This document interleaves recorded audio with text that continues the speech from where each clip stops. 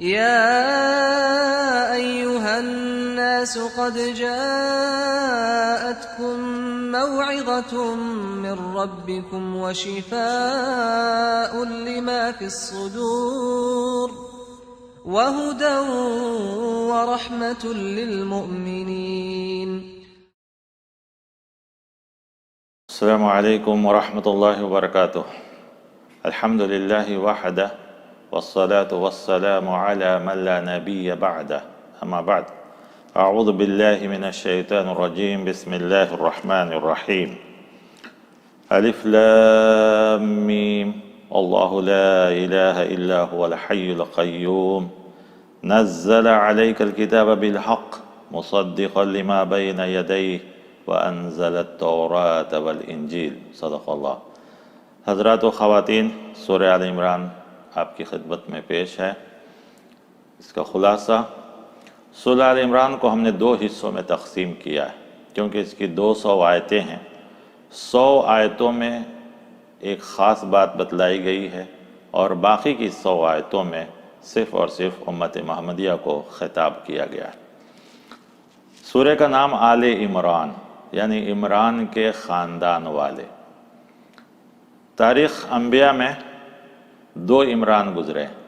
ایک موسیٰ اور ہارون علیہ السلام کے والد کا نام عمران، دوسرا حضرت مریم کے والد کا نام عمران ہے. اس سورہ میں حضرت مریم کے والد کا نام جو عمران ہے انہی کا خاندان ہے. اس سورہ کی آیت نمبر 33 میں ایک آیت آئی ہے جس میں اس کا ذکر ہے کہ چند خاندانوں کو اللہ تعالیٰ نے بزرگ بنایا. ہم نے سورۃ الفاتحہ میں دعا کی تھی کہ اللہ اس قوم کا راستہ نہ دکھائیے جس پر غضب ہوتا ہو. تو مغضوب یہود تھے، ان کا تفصیل کے ساتھ سورۃ البقرہ میں ذکر ہوا. دوسری قوم الضالین جو گمراہ ہو گئی، وہ یہود کے بعد نصارہ ہیں جو گمراہ ہوئے ہدایت ملنے کے باوجود. کیسے گمراہ ہوئے، کس طریقے سے گمراہ ہوئے، کس بات پہ گمراہ ہوئے، اس سورہ میں تفصیل سے بیان کیا گیا ہے. گرچہ کہ حضرت مریم اور ان کے خاندان حضرت عیسیٰ جو ان کے بیٹے تھے قرآن کریم میں بہت جگہ ذکر ہے، لیکن خاص کر 3 سورتوں میں ان لوگوں کی تفصیل سے ذکر آئی ہے. ایک آل عمران، دوسرا سورۃ المائدہ، تیسرا خود ایک سورت ہے جو سورہ مریم ہے. ہم وہ ساری باتوں کو یہاں پر لانے کی کوشش کریں گے. اس سے پہلے چند باتیں اور بھی سنیے. سب سے پہلے اللہ تعالیٰ نے کہا کہ اللہ وہی ہے جو ہمیشہ قائم اور زندہ رہنے والا ہے، جو آیت الکرسی میں کہا گیا. اس کا مطلب ہے کہ عیسیٰ علیہ السلام کو جو تم خدا بنا لیے یا ٹرینیٹی 3 خداؤں کا تصور جو تمہارے پاس آیا، یہ غلط ہے. اس لیے کہ اللہ کی جو صفت ہے وہ کسی اور میں نہیں پائی جاتی. اللہ تعالیٰ نے عیسیٰ علیہ السلام اور مریم کا ذکر کرنے کے پہلے چند باتیں ذکر کی جس کے اوپر بھی ہمیں غور کرنا چاہیے. کہا کہ دیکھو اللہ ہی ساری کتابوں کو نازل کیا ہے. یہ قرآن بھی نازل کرنے والا وہی ہے اور تمہاری توریت اور انجیل کو بھی نازل کرنے والا وہی ہے. کیوں کہ وہ بھی ہدایت تھی لیکن تم نے اس کو غلط کر لیا. تو اب ہدایت کے لیے صرف اور صرف قرآن ہے اور جو لوگ اس کا انکار کریں گے ان کے لیے سخت عذاب ہے. پھر اس کے بعد اللہ تعالیٰ نے، چونکہ انسان کے گمراہ ہونے کی ایک وجہ یہی ہے کہ اللہ تعالیٰ کی صفتوں کے بارے میں غلط تعویل کیے، تو اللہ نے اس سورہ میں ایک آیت نازل کیا. وہ کہا وَالَّذِي أَنزَلَ عَلَيْكَ الْكِتَابَ مِنْهُ آيَاتٌ مُحْكَمَاتٌ هُنَّ أُمُّ الْكِتَابِ، کہ اس قرآن میں 2 قسم کی آیتیں ہیں. ایک محکمات، قانون، حکم، احکام، اور یہی اصل کتاب ہے. کہا ہن ام الکتاب، یہی کتاب کی بنیاد ہے، کتاب کی جڑ ہے، کتاب کی اصل ہے.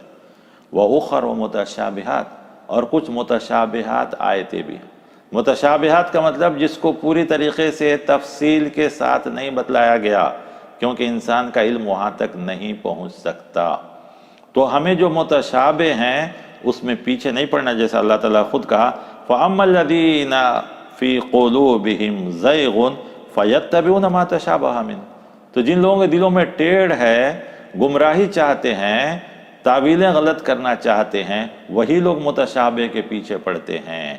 لیکن جو لوگ ایمان والے ہیں وہ تو کہتے ہیں کہ کل من عند ربنا، جو کچھ ہمارے رب کی طرف سے نازل ہوا ہے ہم ان سب پر ایمان لاتے ہیں اور وہ سب ہمارے لیے نصیحت ہے۔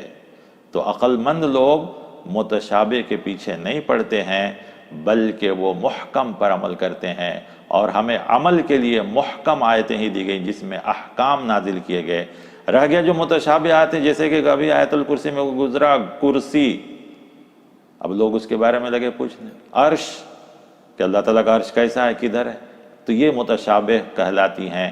ہمیں اس میں بحث نہیں کرنا چاہیے بلکہ ہمیں صرف محکم پر عمل کرنا چاہیے۔ پھر اس کے بعد ہمیں ایک دعا سکھلائی گئی، کیونکہ قرآن کا بھی اگر صحیح استعمال نہ کیا جائے، قرآن کو بھی اس کے الفاظ کا صحیح معنی اور مفہوم نہ معلوم کیا جائے اور صحیح راستے پر ہم نہ چلیں تو قرآن کے رہتے ہوئے بھی انسان گمراہ ہو سکتا ہے۔ تو ہمیں اس سورہ میں ایک آیت سکھائی گئی، رَبَّنَا لَا تُزِغْ قُلُوبَنَا بَعْدَ إِذْ ہَدَيْتَنَا، اے اللہ ہدایت کے بعد ہمارے دلوں میں گمراہی کو نہ ڈالیے۔ کیوں کہ آپ کی طرف سے ہدایت جسے آتی ہے یقیناً آپ ہی ہدایت دینے والے۔ تو معلوم ہوا کہ ہمیں یہ دعا بھی کرنی چاہیے۔ کیوں یہ سب دعائیں سکھائی جا رہی ہیں؟ کیونکہ اس میں بھی یہ گمراہ قوم کا ذکر کیا گیا جن کے پاس ہدایت آئی، نبی آئے، کتاب آئی، ہدایت پر تھے، لیکن بعد میں غلو، عیسیٰ علیہ السلام کی محبت کی غلو میں گمراہ ہو گئے۔ تو اللہ تعالیٰ نے اس کا بھی ذکر کیا، کہا کہ دعا کرو کہ تم اس گمراہی سے بچ جاؤ اور ان چیزوں سے دور رہ جاؤ۔ پھر اس دعا کے بعد اللہ تعالیٰ نے ایک قوم کا ذکر کیا ہلکا سا، جو اس سے پہلے بھی آیا ہے، وہ ہے فرعون کا، یہ بتانے کے لیے کہ دیکھو ان کے پاس بھی نبی آئے، ساری چیزیں ہوئی، لیکن وہ لوگ بھی ہدایت کو نہیں مانے تو وہ گمراہ ہو گئے۔ لہذا تم اس سے عبرت حاصل کرو، کیونکہ جو لوگ نافرمان ہیں وہ سمجھتے ہیں کہ ان کا مال، ان کی اولاد ان کو کام آئے گی، لیکن ان کا مال، ان کی اولاد ان کو کچھ بھی کام آنے والی نہیں ہے۔ جیسے کہ اللہ تبارک و تعالیٰ نے کہا کہ قیامت کے دن ہم سب کو جامع کریں گے، جس کے بارے میں کوئی شک نہیں، اور اللہ کا وعدہ بھی جھوٹا نہیں ہو سکتا۔ ان الذین کفروا، جن لوگوں نے کفر کیا اللہ کا، رسول کا، کتابوں کا، لن تغنی عنہم اموالہم، ان کے مال ان کو کام نہیں آئیں گے، ولا اولادہم، ان کے اولاد بھی ان کو کام نہیں آئے گی، اللہ سے کچھ بھی یہ بچا نہیں سکتے، بلکہ یہی لوگ جہنم کے ایندھن بن جائیں گے، جہنم کے فیول بنیں گے، ان سے ہی جہنم بھڑکائی جائے گی، کیونکہ یہ اللہ کے نافرمانوں میں سے ہیں۔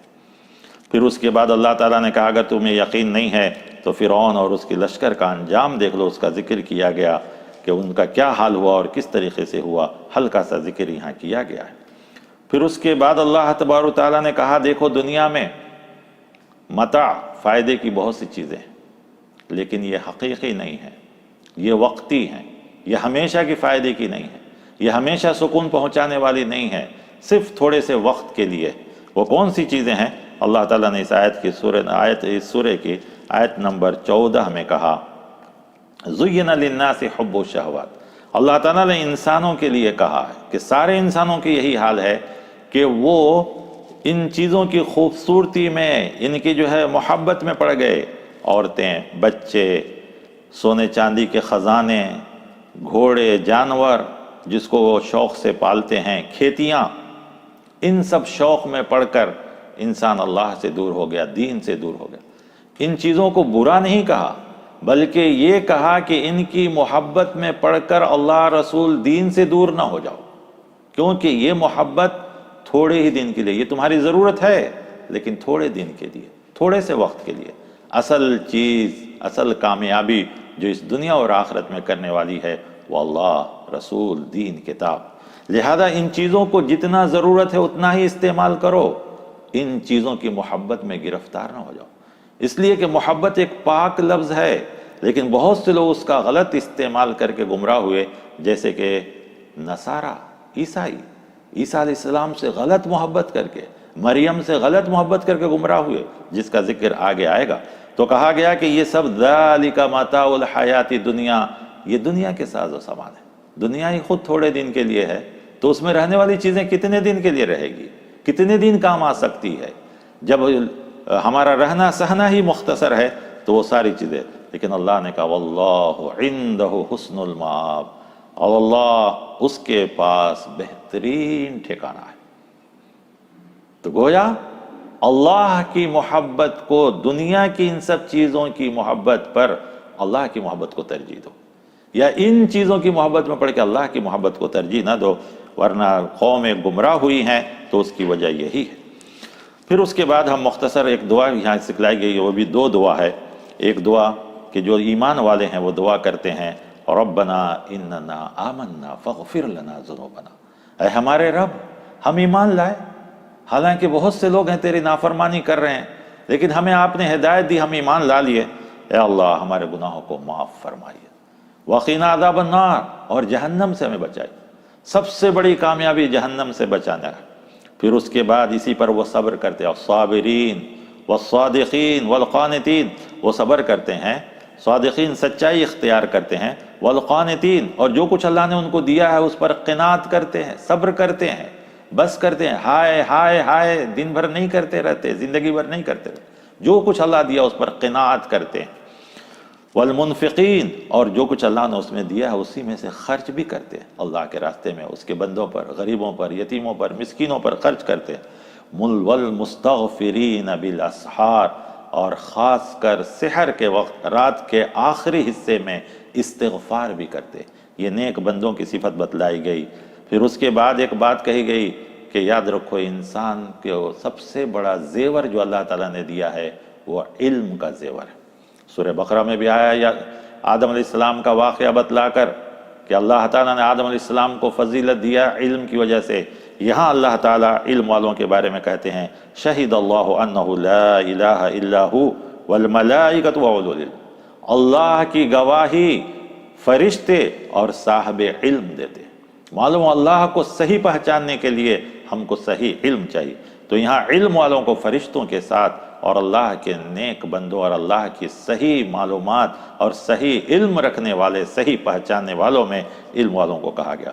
اب اس کے بعد یہاں سے وہ بات شروع ہو رہی ہے جو نصارہ کے گمراہ ہونے کی وجہ ہوئی، تو اس میں ایک پہلی بات مقدمے کے طور پر، مقدمہ یعنی پریفیس جس کو کہتے ہیں، کہا ان الدین عند اللہ الاسلام۔ کوئی یہ نہ سمجھے کہ یہ دین وہ دین سب الگ الگ ہے، نہیں، اللہ کے پاس ایک ہی دین ہے۔ اللہ تعالیٰ ہر دور میں نبیوں کو دیتا رہا وہ دین جو آدم علیہ السلام اور نوح علیہ السلام سے چلا، اور اسی دین کو مکمل کیا آخری نبی، پیارے نبی محمد رسول اللہ صلی اللہ علیہ وسلم۔ لیکن دین ایک ہی ہے، سارے انبیاء اسی دین کی دعوت دی ہے، کسی نے یہود و نصارہ یا کسی دین کی دعوت نہیں دی، سب نے دعوت دی ہے تو صرف اور صرف اسلام کی، اس لیے کہ اللہ کے پاس ایک ہی دین ہے۔ اور جن لوگوں نے اختلاف کیا ان کے پاس علم آنے کے باوجود، تو یاد رکھیے انہوں نے اللہ کی آیتوں کا انکار کیا۔ آگے چل کر ایک آیت آئے گی جس میں صاف صاف کہا گیا ہے کہ جو بھی دین اسلام کے علاوہ کوئی دین قبول کریں گے وہ قابل قبول نہیں، اس لیے کہ اللہ کے پاس جو دین ہے وہ صرف دین اسلام ہے۔ باقی جتنے دین ہیں اسی سے نکل کر لوگوں نے ان الگ الگ پگڈنڈیاں، الگ الگ راستے یا الگ الگ نام بنا لیے ہیں، ورنہ حقیقت دین ایک ہی دین ہے۔ پھر اس کے بعد اللہ تبارک و تعالی ان سب چیزوں کو ذکر کرنے کے بعد کہا کہ انسان دنیا میں گمراہ ہونے کی ایک وجہ یہ بھی ہے کہ ملک، سطوت، طاقت، قوت، حکومت، یہ ساری چیزیں اللہ تعالیٰ کہتے ہیں کہ یاد رکھو ہم جب چاہتے ہیں جس کو چاہتے ہیں دنیا میں ملک اور طاقت عطا فرماتے ہیں۔ قل اللہم مالک الملک، کیونکہ دنیا میں بہت سے مذہب بادشاہوں کی وجہ سے پھیلے ہیں، بادشاہوں کی طاقت اور قوت کی وجہ سے پھیلے ہیں، تو اللہ تعالیٰ نے کہا طاقت، قوت، حکومت، دولت، سلطنت، یہ بھی سب وقتی چیزیں، ہم جسے چاہتے ہیں جب چاہتے ہیں جسے دیتے ہیں۔ قل اللہم مالک الملک، حقیقی ملک کا مالک اللہ ہے، ہر طاقت اور قوت کا مالک اللہ ہے، وہ جسے چاہتا ہے ملک دیتا ہے، جسے چاہتا ہے ملک سے نکال دیتا ہے۔ تو اگر ملک کی وجہ سے تو گویا ملک ختم ہوئی تو اس دین کو بھی ختم ہو جانا چاہیے، اس راستے کو بھی ختم ہو جانا چاہیے۔ لیکن اسلام چونکہ اللہ کا مذہب ہے، اللہ کا دین ہے، تو اللہ تو ہمیشہ رہنے والا ہے، تو اس کا دین بھی ہمیشہ رہے گا۔ پھر اس کے بعد کہا کہ اسی طرح عزت اور ذلت یہ بھی اللہ کے ہاتھ میں ہے، اللہ جسے چاہتا ہے عزت دیتا ہے، جسے چاہتا ہے ذلیل کر دیتا ہے، تو یہ سب اللہ کے ہاتھ میں ہے۔ اسی لیے ہم کو کہا گیا ہے کہ اللہ تعالیٰ سے یہ سب چیزوں کو مانگنا چاہیے، اور اللہ ہی یہ سب چیزوں کو دینے والے ہیں۔ پھر اس کے بعد کہا کہ تم جو کچھ ظاہر کرو یا چھپاؤ تمہارے دلوں سے ہی اللہ تعالیٰ بھید جاننے والا ہے. دل میں چھپا لو یا ظاہر کرو، اللہ سے نہیں چھپا سکتے. اللہ سے کوئی چیز نہیں چھپا سکتے. دوستوں سے، رشتہ داروں سے، بھائی بہنوں سے، ماں باپ سے، محلے والوں سے چھپا سکتے ہو، اللہ سے کوئی چیز نہیں چھپا سکتے. اللہ تعالیٰ جو سب کچھ جانتا ہے، جو کچھ کہ زمین میں آسمان میں ہے، اس لیے کہ اللہ ہر چیز پر قدرت رکھنے والا ہے. اب وہ بات آ رہی ہے جو اس سورہ کی آیت نمبر 33 میں ہے. آیت یہ ہے کہ ان اللہ اصطفیٰ آدم و نوحا و آل عمران، ان اللہ اصطفیٰ آدم و نوحا و آل ابراہیم و آل عمران علی العالمین. اللہ نے چند خاندانوں کو چن لیا، ان کی محنت، ان کا لگن، ان کا جوش، ان کا جذبہ، ان کی خدمت، ان کی قربانی، اس میں سے چند نام ہیں. سب سے پہلے آدم علیہ السلام، چونکہ ساری انسان انہی کی اولاد ہے. پھر اس کے بعد نوح، 950 سال. اللہ اکبر. ہم 1 2 بار 3 بار کسی کو کہتے ہیں، لوگ ناراض ہو جاتے ہیں، ہمارا دل چھوٹا ہو جاتا ہے. سوچ کر دیکھیے، نوح علیہ السلام 950 سال، یہ کوئی معمولی مدت نہیں ہے، لیکن 950 سال وہ لوگوں کو دعوت دلاتے رہے. اور قوم کیسی، ہم انشاءاللہ آگے سورہ ہود میں اور دوسری سورت میں تفصیل سے بتلائیں گے کہ کیسی کیسی باتیں نوح علیہ السلام کو لوگوں نے کہی. لیکن نوح علیہ السلام 950 سال تک صبر کرتے رہے. اللہ نے ان کے خاندان کو چن لیا. وآل ابراہیم، اس لیے ابراہیم علیہ السلام، کتنی آزمائشیں ہوئی ان کی. آگ میں ڈالے گئے، گھر سے نکالے گئے، ملک سے نکالے گئے، کہاں کہاں سفر کیے، مصر، فلسطین، مکہ، کیسی کیسی تکلیفیں ہیں. سب کچھ ہیں، اللہ کے دوست ہیں، اولاد نہیں ہیں، اولاد کے لیے 80 سال تک دعا کر رہے ہیں. یہ سب چیزیں ان کی قربانیاں تھیں. اللہ نے ان کے خاندان کو بھی قبول کر لیا. بلکہ بنی اسرائیل، حتیٰ کہ آخری نبی، پیارے نبی صلی اللہ علیہ وسلم اسی خاندان سے، حتیٰ کہ عمران، حضرت ہارون، حضرت موسیٰ، یہ سب اسی خاندان سے. حضرت اسحاق، حضرت اسماعیل، حضرت داؤد، حضرت یعقوب، حضرت یوسف، سارے نبی اسی خاندان سے. اللہ نے ان کے خاندان. اسی طرح آل عمران، عمران کے خاندان کو. اور یہ عمران کون؟ حضرت مریم علیہ السلام کے والد، حضرت عیسیٰ علیہ السلام کے نانا. اس خاندان کو اللہ تعالیٰ نے قبول کر لیا. کیونکہ جس وقت حضرت عیسیٰ علیہ السلام نبی ہیں، اسی وقت ان کے ایک خالو بھی نبی ہیں، حضرت زکریا علیہ السلام. پھر ان کے بیٹے یحییٰ علیہ السلام، وہ بھی نبی ہیں. گویا بیک وقت تھوڑے سے فاصلے میں 3 نبی ہیں ایک ہی وقت میں اور ایک ہی جگہ میں، اور سب ایک ہی خاندان. اللہ نے اس خاندان کو بھی پسند کر لیا. تو اللہ تعالیٰ نے کہا کہ یہ سب میرے خاندان. سب سے پہلے کہا کہ عمران کی بیوی نے، یعنی حضرت مریم نے جس وقت نیت کی، حضرت مریم کی والدہ نے جس وقت نیت کی کہ میں ایک اولاد مجھے دے تاکہ میں اسے تیرے گھر کی خدمت کے لیے رکھوں، تو ان کی خواہش تھی کہ لڑکا ہوگا، لیکن اتفاق کہ لڑکی پیدا ہوئی. اب حضرت مریم کی ماں بہت پریشان ہوئی کہ میں تو سوچی تھی کہ لڑکا ہوگا تو بیت المقدس کی عبادت کے لیے، حفاظت کے لیے، خدمت کے لیے رکھوں گی، لیکن اب یہ تو لڑکی ہے. اللہ تعالیٰ نے کہا یاد رکھو، لیس الذکر کالانثیٰ، یہ لڑکی اس لڑکے کی طرح نہیں ہے تم جو سوچ رہے تھے. ہم نے جو لڑکی دی ہے آج آپ کو، اس میں ہی خیر اور بھلائی ہے. معلوم ہوا کہ ہمیں صرف اولاد کی دعا کرنی چاہیے، صالح اور نیک اولاد کی. اللہ جو دے اسی میں خیر، اسی میں بھلائی. اگر لڑکا پیدا ہو گیا ہوتا تو پھر عیسیٰ علیہ السلام نہیں پیدا ہوتے. تو اللہ تعالیٰ نے مریم کو دے کر ان کو بھی نیک بنایا، پھر ان کو حضرت عیسیٰ دے کے ان کو بھی نیک بنایا. انہوں نے ایک نیک اولاد کی دعا کی، اللہ نے 2 نیک اولادیں دی. تو اللہ کے دینے میں بہت فضل ہے، بہت بڑائی ہے، بہت بڑی چیز ہے. تو پھر جب ان کا وقت آیا تو پھر وہ بڑی پریشان ہوئی، ساری چیزیں ہوئی. تو آخر میں اللہ نے ان کو بتلایا کہ کھجور کا درخت کا سہارا لو، اس کھجور کا پھل کھاؤ، یہ تمہارے لیے فائدہ مند ہے. پھر اس کے بعد وہ بڑی ہوئیں، پھر عیسیٰ علیہ السلام پیدا ہوئے. عیسیٰ علیہ السلام کے پیدا ہونے سے پہلے چند باتیں حضرت مریم کے ساتھ ہوئی کہ ماں نے ان کو اللہ کے وعدے کے مطابق. تو اس سے پتہ چلا کہ آدمی جو نظر مانتا ہے، اس کے نظر اس کے ارادے کے مطابق ہو یا نہ ہو، نظر پوری کرنی چاہیے. تو انہوں نے حضرت مریم کو بیت المقدس کی خدمت کے لیے رکھ دی. وہاں پر ان کے خالو حضرت زکریا علیہ السلام تھے، وہ بھی دیکھ رہے تھے اور ان ساری چیزوں کی خدمت کرتے تھے وہ بھی. تو انہوں نے ان کی بھی کفالت کی، ان کی دیکھ بھال کی.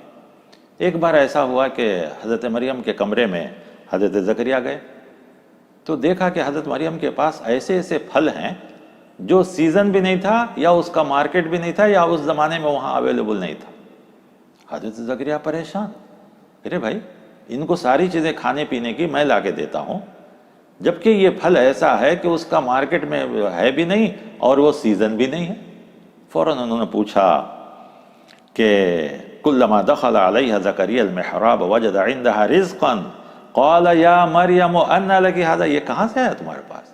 یہ تو مارکیٹ میں بھی نہیں ہے، سیزن بھی نہیں ہے، میں بھی لا کے نہیں دیا۔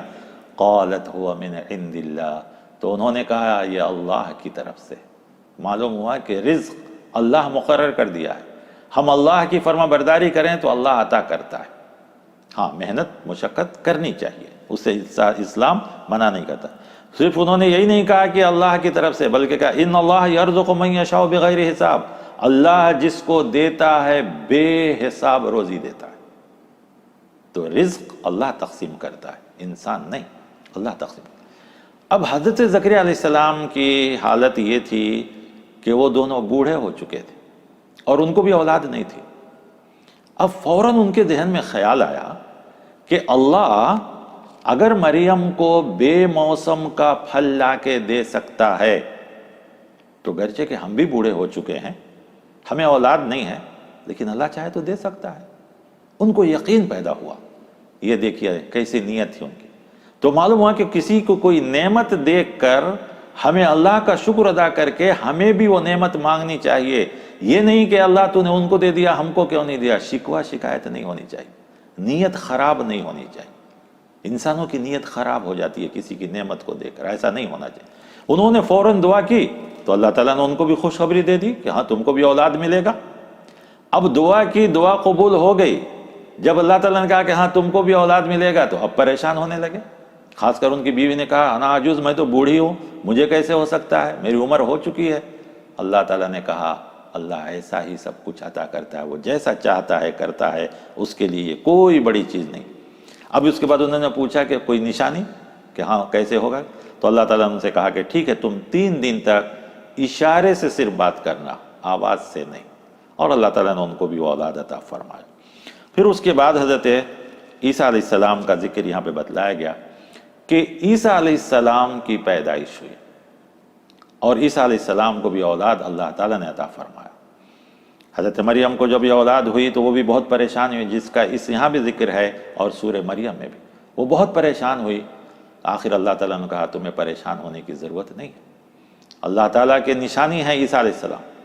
اور عیسیٰ علیہ السلام کو لے کر جب وہ قوم کے پاس آئیں تو قوم نے ان کو بڑی غلط باتیں کی، لیکن عیسیٰ علیہ السلام ماں کے گود سے ہی کہے انی عبداللہ، میں اللہ کا بندہ ہوں اور اس کا رسول ہوں، آتانی الکتاب، اللہ نے مجھے کتاب عطا فرمایا۔ تو ان سب چیزوں کا ذکر کرنے کے بعد اصل اس چیز کا جواب دیا گیا ہے کہ عیسائی عیسیٰ علیہ السلام کے بارے میں کیوں گمراہ ہوئے۔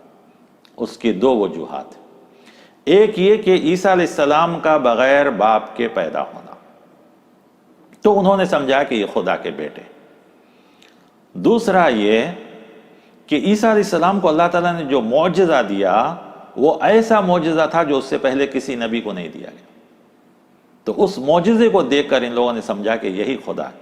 یہی وجہ ہے کہ عیسائی ٹرینیٹی یعنی 3 خدا میں گمراہ ہو گئے، یعنی خدا، بیٹا اینڈ ہولی گوسٹ۔ تو اللہ تعالیٰ نے ان چیزوں کا اس سورہ میں جواب دیا۔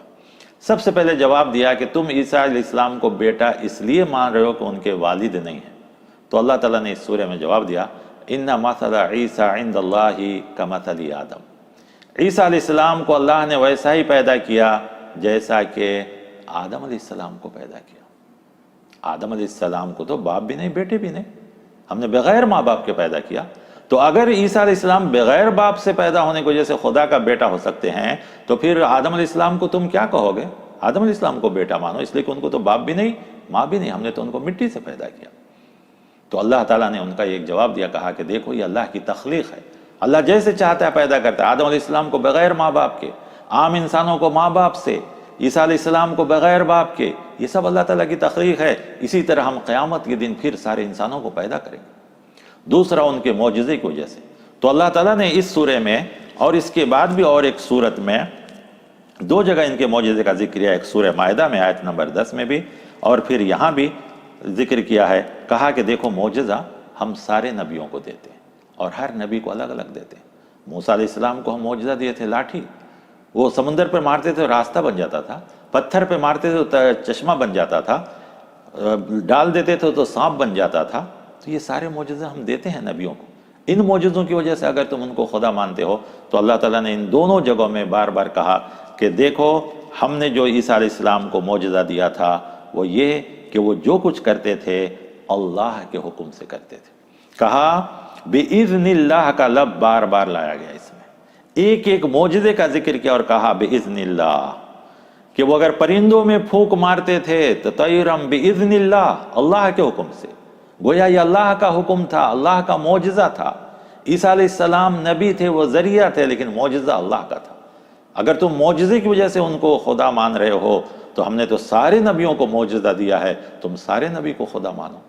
تو اس طریقے سے ان کے اس گمراہی کو اللہ تعالیٰ نے پکڑا اور اس کے بعد کہا دیکھو ان اللہ ربی۔ اگر تم بات کرتے ہو عیسیٰ علیہ السلام کی تو عیسیٰ علیہ السلام بار بار اس سورہ میں بھی اور سورہ مائدہ میں کہ آخری میں کہا کہ انہوں نے تو بار بار کہا ان اللہ ربی و ربکم، بے شک اللہ میرا بھی رب ہے تمہارا بھی رب ہے، فاعبدو، اسی کی تم عبادت کرو، ھذا صراط مستقیم، اور یہی سیدھا راستہ ہے۔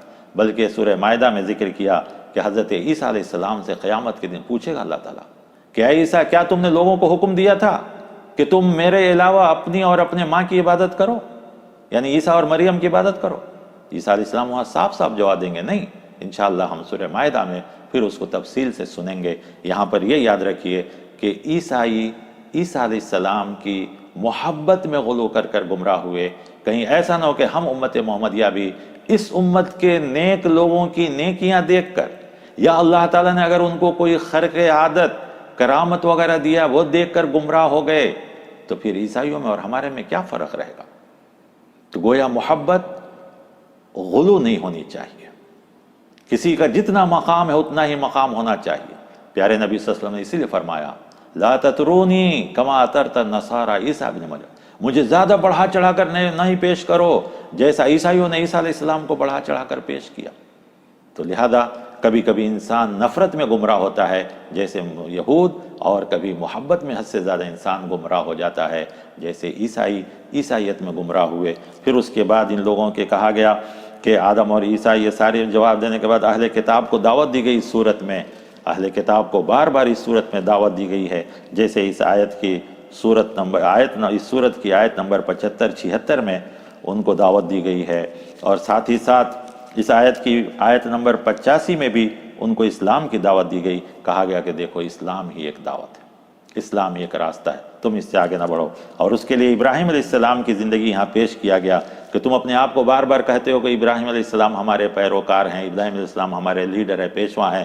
یاد رکھو ابراہیم علیہ السلام تو وہ تھے جن کے بارے میں کہا ما کان ابراہیم یہودیا ولا نصرانیا، ابراہیم علیہ السلام نہ یہودی نہ نصرانی عیسائی کچھ بھی نہیں تھے، ولیکن کان حنیفا مسلما، وہ خالص مسلمان تھے اور وہ صرف اور صرف دین پر، وما کان من المشرکین، وہ شرک بھی کرنے والوں میں سے۔ اگر آج قرآن نے فیصلہ سنایا کہ ابراہیم علیہ السلام کے صحیح ماننے والے کوئی ہیں تو یہ نبی یعنی محمد رسول اللہ صلی اللہ علیہ وسلم اور وہ مومنین جو اللہ کو اپنا دوست مانتے ہیں، وہ لوگ صحیح راستے پر ہیں۔ پھر اس کے بعد عیسائیوں کی جو غلط عقیدے تھے اس کا بھی اس سورہ میں ذکر کیا گیا، جیسے وعدہ خلافی، خیانت، ان سب چیزوں کا ذکر کیا گیا کہ ایسا نہیں کرنا چاہیے۔ پھر اس کے بعد جو ان کی اخلاقی خرابیاں تھیں اس کو بھی ذکر کیا، اور دینی خرابیاں تھیں کہ وہ دین کے بدلے شریعت کو بیچ دیتے تھے، حق کو باطل کے ساتھ ملاتے تھے۔ تو امت مسلمہ سے کہا گیا کہ تم ایسا نہ کرو۔ آخر میں یہ جو مضمون کو ختم کیا گیا ہے ایک ایسی آیت پر جو آیت نمبر 100 ہے، اس میں اللہ تعالیٰ نے ایمان والوں کو دعوت دیا اور کہا یا ایھا الذین آمنو، اے ایمان والو تم اطاعت کرو اور گمراہی میں مبتلا نہ ہو جاؤ۔ پھر اس کے بعد ایک بہترین بات کہتے ہوئے اللہ تعالیٰ نے کہا کہ انسان اگر قیامت کے دن جو یہ سوچتا ہے کہ میں فلاں کی وجہ سے بچ جاؤں گا، تو قرآن کریم کہتا ہے کہ جو لوگ گمراہ ہو گئے اگر وہ قیامت کے دن زمین کے اتنا سونا لے کر آئیں اور اس کو دے کر چاہیں کہ عذاب سے بچ جائے تو نہیں ہو سکتی، بنسبت یہ کہ تم کہو کہ فلاں ریکمنڈ کریں گے، فلاں سفارش کریں گے، یہ تو دور کی بات، زمین کے برابر سونا لے کر آؤ گے تب بھی تم اس سے نہیں بچ سکتے۔ لہذا بہتر ہے کہ جس طرح سارے انبیاء نے کہا آمنا باللہ، ہم اللہ پر ایمان لائے اور جو کچھ کے نازل ہوا ابراہیم، اسماعیل، اسحاق، یعقوب اور ان کے خاندان، موسیٰ، عیسیٰ، ان سارے نبیوں نے جس طرح ایک اللہ کو مانا، تم بھی اسی طرح ایک اللہ کے اوپر ایمان لاؤ، اس لیے کہ اللہ کے پاس ایک ہی دین ہے۔ وَمَن يَبْتَغِ غَيْرَ الْإِسْلَامِ دِينًا، جو لوگ اسلام کے علاوہ کسی دین کو قبول کریں گے وہ قابل قبول نہیں ہوگا، الٹا نقصان دہ ہوگا۔ جیسے کہا وَهُوَ فِي الْآخِرَةِ مِنَ الْخَاسِرِينَ، وہ آخرت میں نقصان اٹھائیں گے۔ گویا آخری بات یہاں پر کہا گیا، لیکن ساتھ ساتھ اللہ بڑا رحمان و رحیم ہے، وہ ہمیشہ توبہ کی دعوت دیتا ہے، بڑے سے بڑے گناہوں کے لیے کہتا ہے اگر توبہ کر دو تو اللہ تعالیٰ معاف کر دے گا۔ کہا اِلَّا الَّذِينَ تَابُوا، جن لوگوں نے توبہ کیا اس کے بعد وہ اصلحوا اور نیک بن گئے تو اللہ ان کو بخش دے گا، رحم کر دے گا۔ تو یہاں تک ہم نے ان ساری باتوں کو پیش کی، انشاءاللہ باقی کی باتیں دوسرے حصے میں آپ کے پاس آئے گی۔ چونکہ وقت بہت جلد ہو جاتا ہے اور ویڈیو کا سلسلہ ہے، زیادہ لمبا ہونے سے لوگوں کو بیک وقت سننے میں یا ساری تکلیفیں ہوتی ہے، اس لیے ہم ان کو آدھے آدھے گھنٹے میں تقسیم کر کے آپ کے سامنے پیش کر رہے ہیں۔